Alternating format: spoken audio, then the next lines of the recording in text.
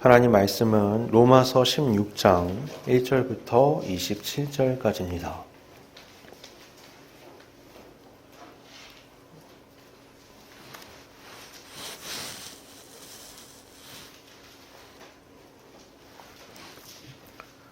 봉독하겠습니다. 내가 겐그레아와 교회의 일꾼으로 있는 우리 자매 베베를 너희에게 추천하노니 너희는 주 안에서 성도들의 합당한 예절로 그를 영접하고 무엇이든지 그에게 소용되는 바를 도와 줄지니 이는 그가 여러 사람과 나의 보호자가 되었음이라. 너희는 그리스도 예수 안에서 나의 동역자들인 브리스가와 아굴라에게 문안하라. 그들은 내 목숨을 위하여 자기들의 목까지도 내놓았나니 나뿐 아니라 이방인의 모든 교회도 그들에게 감사하느니라. 또 저희 집에 있는 교회에도 문안하라. 내가 사랑하는 에베네도에게 문안하라. 그는 아시아에서 그리스도께 처음 맺은 열매니라. 너희를 위하여 많이 수고한 마리아에게 문안하라. 내 친척이요 나와 함께 갇혔던 안드로니고와 유니아에게 문안하라. 그들은 사도들에게 존중이 여겨지고 또한 나보다 먼저 그리스도 안에 있는 자라. 또 주 안에서 내 사랑하는 암블리아에게 문안하라. 그리스도 안에서 우리의 동역자인 우르바노와 나의 사랑하는 스타구에게 문안하라. 그리스도 안에서 인정함을 받은 아벨레에게 문안하라. 아리스토블로의 권속에게 문안하라. 내 친척 헤르디온에게 문안하라. 나기수의 가족 중 주 안에 있는 자들에게 문안하라. 주 안에서 수고한 두르베나와 두르부사에게 문안하라. 주 안에서 많이 수고하고 사랑하는 버시에게 문안하라. 주 안에서 택하심을 입은 루포와 그의 어머니에게 문안하라. 그의 어머니는 곧 내 어머니니라. 아순그리도와 블레곤과 허메와 바드로비와 허마와 및 그들과 함께 있는 형제들에게 문안하라. 빌롤로고와 율리아와 또 네레오와 그의 자매와 울름바와 그들과 함께 있는 모든 성도에게 문안하라. 너희가 거룩하게 입맞춤으로 서로 문안하라. 그리스도의 모든 교회가 다 너희에게 문안하느니라. 형제들아, 내가 너희를 권하노니 너희가 배운 교훈을 거슬러 분쟁을 일으키거나 거치게 하는 자들을 살피고 그들에게서 떠나라. 이 같은 자들은 우리 주 그리스도를 섬기지 아니하고 다만 자기들의 배만 섬기나니 교활한 말과 아첨하는 말로 순진한 자들의 마음을 미혹하느니라. 너희의 순종함이 모든 사람에게 들리는지라. 그러므로 내가 너희로 말미암아 기뻐하노니 너희가 선한 데 지혜롭고 악한 데 미련하기를 원하노라. 평강의 하나님께서 속히 사탄을 너희 발 아래에서 상하게 하시리라. 우리 주 예수의 은혜가 너희에게 있을지어다. 나의 동역자 디모데와 나의 친척 누기오와 야손과 소시바더가 너희에게 문안하느니라. 이 편지를 기록하는 나 더디오도 주 안에서 너희에게 문안하노라. 나와 온 교회를 돌보아주는 가이오도 너희에게 문안하고 이 성의 재무관 에라스도와 형제 구아도도 너희에게 문안하느니라. 나의 복음과 예수 그리스도의 전파함은 영세 전부터 감추어졌다가 이제는 나타내신 바 되었으며 영원하신 하나님의 명을 따라 선지자들의 글로 말미암아 모든 민족이 믿어 순종하게 하시려고 알게 하신 바 그 신비의 계시를 따라 된 것이니 이 복음으로 너희를 능히 견고하게 하실 지혜로우신 하나님께 예수 그리스도로 말미암아 영광이 세세 무궁하도록 있을지어다. 아멘. 오늘 본문이 길죠? 예. 근데 이걸 끊어서 할 수 있는 그런 내용이 아니어서 쭉 읽어봤습니다. 이제 오늘이 로마서 강해 설교의 마지막 날이에요. 다음에 뭐 또 할 기회가 있을지 모르겠지만 그 1장부터 15장까지의 내용을 아주 간략하게 얘기해 보면 바울이 처음에는 사람의 죄, 그리고 하나님의 은혜, 그리고 이신칭의, 사람의 공로가 아니라 하나님의 의롭다 하심으로 이렇게 구원을 받는다. 그리고 성화에 대해서 또 최근에는 그 안에서 형제를 용납하는 것에 대해서 쭉 이제 교리적인 것, 실천적인 것들을 이야기를 쫙 했습니다. 그리고 이제 마지막에 마무리 인사 내용이 들어간 편지를 쓰고 있는 거예요. 특이한 건 여기에 굉장히 많은 사람의 이름이 나열된다는 겁니다. 1절부터 16절까지만 끊어서 봐도 무려 26명이 등장을 해요. 성경을 읽다가 이제 이런 이름들이 등장하면 우리가 힘들죠. 제가 봉독하면서도 몇 번씩 틀리는데 이름들도 어렵잖아요. 특히 뭐 구약에는 누굴 낳고 마태복음에도 그게 나오고 뭐 그러면은 근데 그런 게 다 사실은 그 자체가 큰 의미를 담고 있기 때문에 그 내용들이 들어가 있는 거거든요.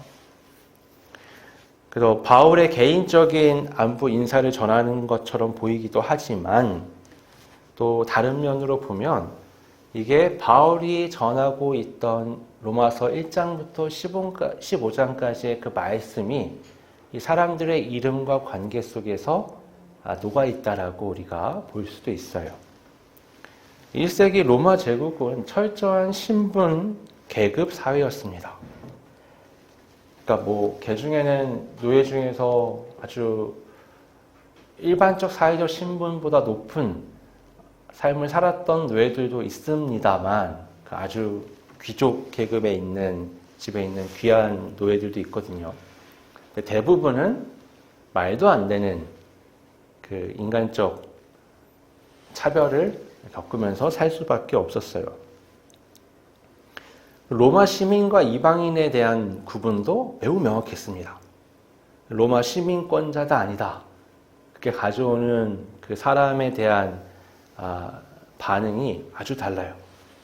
그 바울의 필살기였잖아요. 마지막까지 몰리면 어떡해요? 너는 로마 시민권자야. 그러면 갑자기 아무도 못 건드리는 거죠. 그만큼 이 시대는 계급사회, 신분사회라고 말할 수 있습니다. 이 명단을 보면 아리스토블루의 권속, 나기수의 권속이라는 것처럼 이게 되게 높은 귀족 집안 사람들을 얘기하는 거거든요. 이게 로마 황제와 가까운 아주 높은 계급의 사람들이 있습니다. 반면에 암블리아, 우르바노, 허메 이런 이름들은 이제 흔하지 흔한 노예들의 이름이에요. 그러면 이 짧은 구절 안에 이렇게 극단적인 형태의 신분 차이가 나는 사람들이 마치 형제 자매로 한 가족인 것처럼 이제 묶여 있단 말이에요. 16절에 뭐라고 말하냐면 거룩한 입맞춤으로 서로를 맞이하는 걸 얘기해요.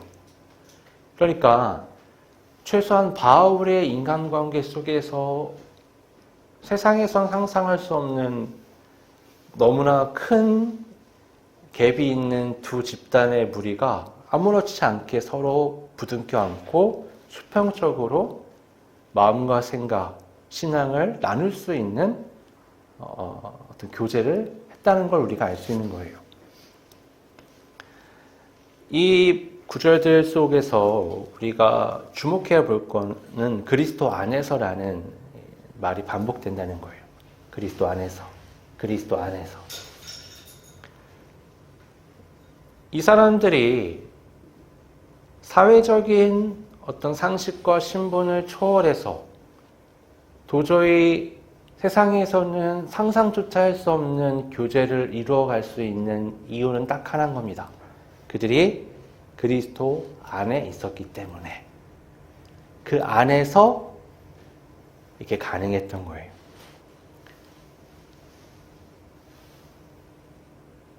세계에서 가장 이제 유명한 그 축구 라이벌이 엘 클라시코라고 하거든요. 경기가. 그게 뭐냐면은 레알 마드리드라는 들어보셨을 거예요. 한 번쯤은. 그다음 바르셀로나, FC 바르셀로나, 그다음에 레알 마드리드라는 두 팀이 이제 맞붙는 건데, 그 레알 마드리드는 레알이 이제 그 레알이라는 이름을 그 황제가 이제 하사한 이름이에요. 그러니까 이건 뭐냐? 귀족들의 세계 속에서 황제가 이름을 준 축구팀이에요.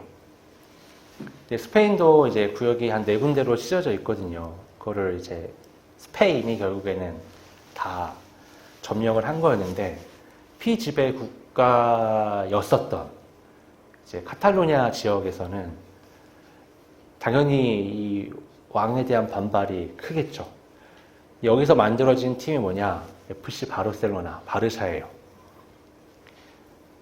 이제 축구라는 게 그렇잖아요. 축구장 밖에서는 계급도 차이가 있고, 왕과 시민, 지배층과 피지배층 모든 게 갈리지만, 그 안에서는 계급이고 뭐고 간에 신분이고 상관없이 똑같은 룰로, 똑같은 사람 숫자로, 똑같은 방식으로 경기를 해서 승패를 나누는 거예요. 그러니까 경기장 안에서는 평등해지는 겁니다. 근데 오늘 말씀 안에서도 그리스도 안에서라는 말이 반복되는 이유가 그거예요. 그리스도 안에 들어오는 순간 모두가 똑같은 수평적 관계에 놓이게 됩니다. 축구장에 들어가려면요, 왕자여도요 떼고 들어가야 돼요. 그렇죠? 축구장에 들어가려면 노예여도요 떼고 들어가는 겁니다. 왜요? 경기장은 경기장의 룰이라는 게 있는 거예요. 그리스도 안에 속하려면요, 나를 버리고 들어가야 돼요. 그리스도 안에 들어가려면 내 자아를 죽이고 들어가야 합니다. 내가 귀족인데 내 자아를 안 죽이고 그리스도 안으로 들어가면 나는 여전히 노예들을 차별하고 끼리끼리 모이는 습성을 가지고 이 관계를 망치겠죠. 그러니 특권의식과 알량한 자존심을 십자가에 못 박고 들어가는 과정이 필요한 거예요. 반대로 노예는 어때요? 자격지심, 어떤 사회에 대한 원망, 주인에 대한 분노, 이런 것들을 또 어떻게 해요? 다 십자가에 못 박고 들어가야 합니다. 그리스도 예수라는 유니폼을 입고 그 안에 들어가야 서로 평등한 거예요. 그렇잖아요. 축구 경기 하는데 왕복을 입고 나와서 경기 뛰면, 군대에서 그런 거 있죠. 군대에서는 그 말년 병장이 하는 축구가 있어요. 왜 그게 돼요? 모자 쓰고 하니까. 모자에 짝대기 4개 있으면 이병도 1병도 옆으로 비껴놔야 돼요. 그런데 실제 축구는 그런 게 아니란 말이에요. 똑같은 옷을 입고 구분이 안 되는 상황에서 평등하게 경기를 하는 거죠. 마찬가지로 주님 안에 들어가려면 그리스도 예수로 옷을 입어야 합니다. 그럼 노예는 노예의 옷을 벗고, 귀족은 귀족의 옷을 벗고, 나라는 사람을 못 받고 가리고 그리스도 예수로 똑같은 모습이 서로 보이는 상태에서 교제를 하는 거예요. 그래야 교제가 되겠죠. 이 바울이 이 명단을 작성하면서 빛나는 사람들을 몇 명, 두 부류를 이제 언급하는데요. 첫 번째는 베베 자매예요. 1절, 2절에 등장하는데, 여러 사람과 나의 보호자가 되었다라고 얘기합니다. 그러니까 이 베베는 상당한 재력과 지위를 가진 인물로 보여요. 그리고 이분은 로마서가 지금처럼 책을 얇게 만들 수 없는 시대에는 굉장히 큰 두루마리가 되거든요. 그리고 교통이 발전하지 않아서 이거를 가지고 먼 길을 가서 전달한다는 게 쉬운 일이 아니에요. 그러니까 인력도 많이 필요하고 비용도 많이 들어갑니다. 지금 이 로마서 원문 편지를 전달해 준 게 이 베베예요. 고린도에서 로마까지 배를 타고 험난한 길을 건너간 겁니다.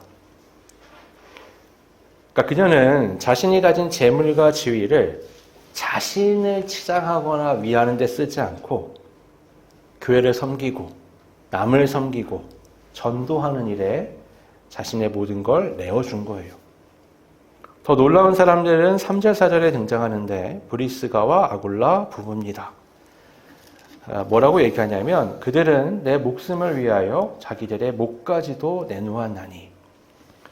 이 사람들은 바울하고 함께 생업도 같이 하고 늘 같이 다니며 바울의 전대 여행을 보필했던 인물들이거든요.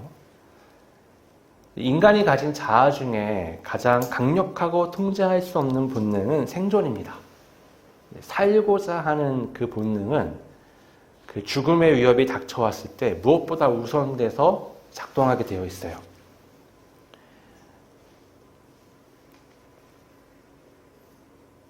그런데 이 브리스가와 아굴라는 바울을 살리기 위해서 바울이 죽을 만한 상황이 될 때 기꺼이 자기들의 목숨을 내놓는, 그러니까 굉장히 바울을 위해서 헌신한, 또 왜 그런 헌신을 할 수 있었느냐? 그들이 보기에 바울이 이 복음 전파에 굉장히 중요한 사람이었거든요. 그래서 기꺼이 목숨까지도 내놓았던 그런 사람들이었습니다. 그러니까 바울이 사도로서 이방 세계에 거대한 영향을 끼치고 나아가서 로마 제국을 뒤집을 수 있었던 그 이면에는 이처럼 완전히 자기를 죽이고 썩어서 미랄이 된 이름 없는 동역자들이 많이 있었다라는 걸 생각해 볼 수 있어요. 근데 반대되는 자들이 있는 거예요. 17절부터 20절에 나오는데 17절에 보면 이렇게 말씀합니다. 형제들아, 내가 너희를 권하노니 너희가 배운 교훈을 거슬러 분쟁을 일으키거나 거치게 하는 자들을 살피고 그들에게서 떠나라. 이 앞서 얘기한 사람들은 교회라는, 그러니까 우리가 이제 로컬 교회, 지역 교회, 그래서 우리 교회처럼 이렇게 한 곳에 모이는 것을 교회라고도 하지만 성경적 의미에서 교회는 굉장히 거대한 보이지 않는 영적 유기체거든요. 근데 여기서 바울이 얘기했던 앞서 말한 사람들은 교회에 유익한 사람들. 다시 말해서 바울이 전한 여태까지 로마서에서 했던 그 모든 말씀의 내용을 모범적으로 잘 따르며 교회에 유익이 되고 하나님의 나라 확장에 유익이 되는 존재들을 쭉 열거한 거예요. 근데 반대되는 자들이 있는 거예요. 어떤 자들이죠? 여태까지 가르친 것들을 거슬러 분쟁을 일으키는 자들. 뭐라고 명령하냐면요, 바울은 떠나라고 얘기합니다. 쉽게 말해서 그들과는 관계를 끊으라는 거예요. 교제를 끊으라고 말하는 겁니다. 아니, 로마서 14장에서 연약한 자들을 서로 용납하고 안아줘라 그렇게 당부한 바울이 왜 여기서 무섭게 여지없이 그냥 단번에 잘라버리는 걸까요? 여러분, 믿음이 연약해서 실수하는 거랑요, 고의로 교회 연합을 깨트리는 것은 완전히 다른 문제예요. 완전히 다릅니다. 예수님이 십자가에서 하나님께 저들의 죄를 용서해달라고 기도하셨던 건 그들이 몰라서 그런 거기 때문에 그런 거예요. 근데 지금 이건 뭐예요? 이미 교훈을 들었어요. 다 알아요.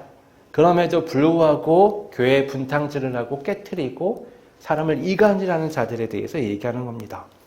18절에 뭐라고 말씀해요?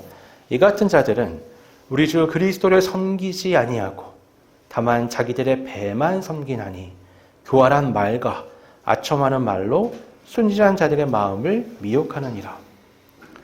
왜 이런 사람들에 의해서 교회에 파탄이 일어나느냐? 그들의 말이 그럴듯하기 때문에 그래요. 여러분, 사기 당해보셨나요? 저는 몇 번 당해봤거든요. 저는 몇 번 당해봤는데 돌이켜보면 아니, 이런 말들 내가 왜 믿었지? 아니, 내가 왜 그걸 잇따라갔지? 왜 그랬는지 생각을 해보면 그 사람들의 말에 신뢰를 갖고 일리가 있다고 생각했기 때문에 그런 거예요. 뒤집어 보면 좋게 말하면 순진한 거고요. 나쁘게 말하면 좀 미련한 거죠. 근데 이게 교회 안에서도 일어나는 거예요. 얼마 전에 뉴스에도 한참 나왔었는데 그 자칭 예수라고 하는 사람이 유튜브를 이용해가지고 성도들을 모아서 헌금을 받고 사람들을 데려다가 자기 집에서 종처럼 부려먹고 그런 일들이 있었어요. 예. 여러분, 우리나라에만 자칭 예수가 제가 학부 때 조사했던 것만 한 28명이었는데 지금 20몇 년 지났으니까 더 많아졌겠죠. 예, 안 돌아가셨으면. 예, 세계적으로는 얼마나 많겠어요. 예, 자칭 예수라고 말하면서 사람들을 꼬드깁니다. 그런데 거기에 속아 넘어가는 걸 보면 사람들이 나쁜 게 아니라 순진한 건데 그걸 악용하는 자들이 있고요. 하는 말들이 그럴듯하게 들리게 말을 하는 거예요. 이 사람들의 특징이 뭐예요? 예수님을 섬기지 않습니다. 이 사람들은 자기 배를 섬기죠. 이 배는 육신의 배를 얘기하는 게 아니고요. 자기의 이익, 자기의 욕심 이런 것을 얘기하는 거예요. 그리고 자기의 어떤 영향력, 나를 섬기는 거죠. 나를 우상의 자리에 세워놓고 나를 섬기는 자들입니다. 그러니까 교회 안에서 신앙의 말들, 신앙의 행위들, 그 안에 교회의 일들을 하는 것처럼 보이고 그럴듯한 말과 생각들로 의견을 제시하는 것처럼 보이지만 자꾸 교회 분열을 일으키고 편을 가르고 교회를 망가뜨리는 자들이 있는 거예요. 그들은 뭐를 섬긴다고요? 자기 배를 섬긴다고요. 예수님을 섬기는 게 아니에요. 우리가 의견 차이가 생길 수 있죠. 그렇죠? 감정이 상할 수도 있고요. 어떤 일들 하다 보면 이런저런 일들이 많이 생기고 사람 자체가 잘 안 맞을 수도 있습니다. 그럼 뭐 어떻게 하겠어요? 그러나 그리스도 안에서, 주 안에서 그리스도를 섬기는 자로서 서 있으면 그 모든 것들을 넘어설 수 있는 교제를 할 수 있어요. 주 안에 있기 위해서 어떻게 해요? 나를 죽여야 된다고 했잖아요. 근데 내 배를 섬기는 자가 어떻게 그걸 할 수 있겠어요? 불가능한 거죠. 교활한 말과 아첨하는 말로 사람들을 쓰러뜨리는 겁니다. 20절에 이렇게 말씀해요. 평강의 하나님께서 속히 사탄을 너희 발 아래에서 상하게 하시리라. 우리 주 예수의 은혜가 너에게 있을지어다. 이게 창세기 3장 15절에 나왔던 여자의 후손이 뱀의 머리를 깨트리는 건데 이 교회 얘기를 하면서 하는 거예요. 누가 그걸 하느냐? 평강의 하나님께서. 자, 이거 굉장히 중요합니다. 하나님은 평강의 하나님이에요. 하나님은 우리에게 평안을 주시고 우리 관계와 상황에 평강을 주시는 분이지. 이분이 무언가를 깨트려서 개인의 이익만 주시는 분이 아니에요. 이 하나님이 어떻게 하느냐? 속히 사탄을 너희 발 아래에서 상하게 하시리라. 이게 사람에 의한 문제가 그냥 저 사람이 나빠서 저 사람이 배를 섬기기 때문에 일어난 문제 너머로 그 배후에는 보이지 않는 사탄의 영적 세력이 있다라는 걸 지금 얘기하는 거예요. 교회 안에 교회를 깨트리는 그 영적 세력들이 사람들을 이용하고 그 사람들을 통해서 교회가 깨져나가게 만든다라고 오늘 말하는 겁니다. 그러나 어떻게 해요? 하나님께서 그들을 꺾으실 것이다. 발 아래에 부숴버리실 것이다. 창세기 3장 15절에서 여자의 후손이 뱀의 머리를 상하게 한다고 했을 때 원어로 보면 그냥 발로 머리를 밟는 정도가 아니고요. 머리가 사라지는 형태. 예. 여러분, 분노를 가지고 이걸 짓밟으면요. 예, 그냥 짓밟지 않겠죠. 이거 원수거든요, 뱀은. 그러니까 어떻게 해요? 흔적이 남지 않게 짓밟는 거예요. 그렇게 하나님이 하실 거라는 말씀을 하시면서 걱정하지 말라는 얘기를 하시는 거예요. 19절에 바울은 이렇게 얘기해요. 너희가 선한 데 지혜롭고 악한 데 밀어나기를 원하노라. 악한 일에 쑥맥처럼 밀어내줘야 되는 거예요. 악한 걸 너무 잘 알고 잘하면 이게 문제가 됩니다. 그런 거 그냥 최대한 난 몰라 이렇게 지내시는 게 좋고요. 대신에 선한 일은 누구보다 잘 알고 지혜로워져야 돼요. 그러니까 나를 죽이고 나를 숙이고 나를 십자가에 못 박고 그렇게 해서 남을 섬기는 데는 아주 전문가가 되려고 노력을 하셔야 되고, 나를 높이고 나를 드러내고 그래서 파당을 짓고 나의 것들을 쏟아내는 데는 아주 어리석은 미련한 자가 되라고 성경이 말씀하는 겁니다.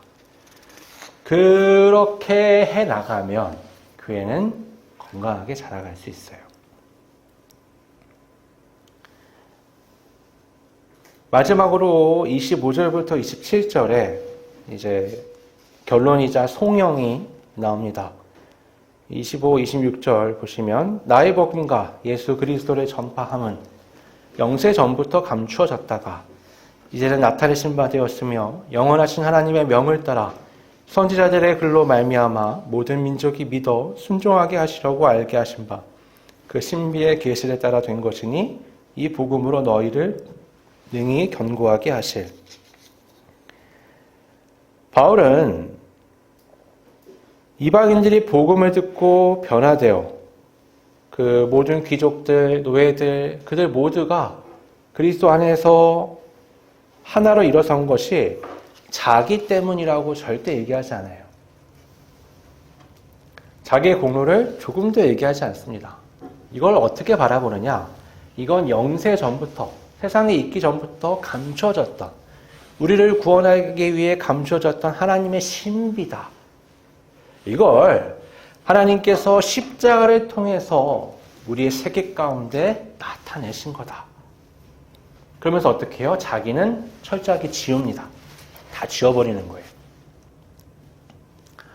그래서 목회자들이나 그리스도인들이 막 나중에 되면 막 그런 거 하거든요. 자서전. 자기가 뭐 걸어왔던 길. 교회들도 그런 거 말이에요. 교회들의 100년사, 몇 년사. 그래서 거기에 보면 어때요? 하나님은 있지도 않아요. 맨 앞장에 잠깐 있고 안에 다 뭐예요? 사람이 뭘 했더라.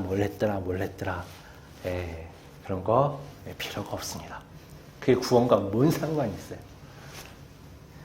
바울 자신이 이렇게 얘기하잖아요. 나는 도구였어. 하나님이 너희들을 붙잡으신 거지. 하나님이 너희들을 세우셨고 주 안에서 세상에 없는 새로운 공동체, 천국이 어떤 건지를 보여주신 거야. 바울의 사역을 보면 교회를 세우고 떠나고 교회를 세우고 떠나고 교회를 세우고 떠나요. 그게 어떻게 가능할까요? 불안할 것 같은데. 뭐 1년, 2년 있다 떠나요. 왜냐하면 거기에 하나님이 함께 하시고 우리 주 예수 그리스도가 머리가 되시며 사람들을 세울 거기 때문에 하나님을 믿고 그 일을 하는 겁니다.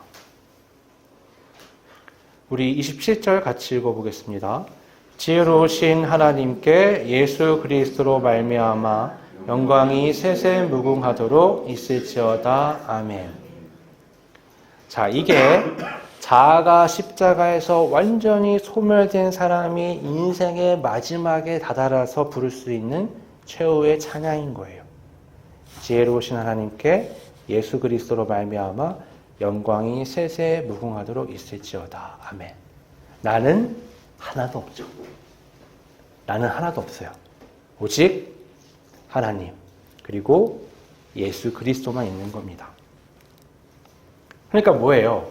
로마서 전체를 통해서 바울의 결론은 자기 이름을 지우는 거예요. 모두의 이름을 지우는 겁니다. 그리고 하나님만 남기는 거예요.